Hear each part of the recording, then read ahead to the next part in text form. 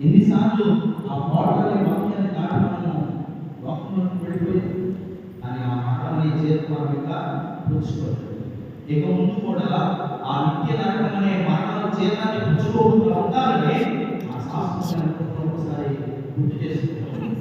ఆ కృప ఎలా ఉంది అంటే రాత్రి కాలంలో 4 విషయాలు మనం గుర్తు చేసుకుంటాం. ఆ కృప ఎల్లప్పుడూ కూడా దాటుకునేట్టుగా శాశ్వతమైనదిగా ఉందని గమనించండి.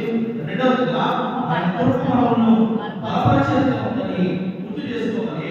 ఆయన కృప మనల్ని ఆదరించేదిగా ఉందని జ్ఞాపకం చేసుకోవాలి. నాలుగవదిగా ఆయన కృప సంతోషపరిచేదిగా ఉందని నిండు మనసుతో సంతోషంగా సూచించేవారుగా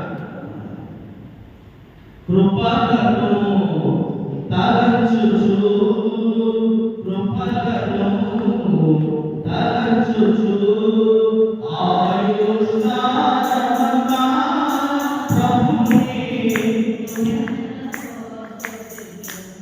నా ఆయుష్కాలమంతా ప్రభుని కృతజ్ఞతతో స్తుతించు కృపను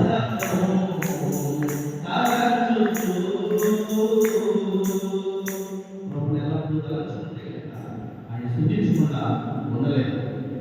దావీదు చూపిన శాశ్వతమైన కృప మన జీవిత కాలంలో ప్రభు తప్పక అనుగ్రహిస్తారని వాగ్దానం చేశాడు కనుక నిశ్చయంగా ఆయన అనుగ్రహించి నిత్యరాత్రి చేరే వరకు కూడా ఈ వాక్యం కృపతో మనందరినీ భద్రపరిచి నడిపించుకుంటారు.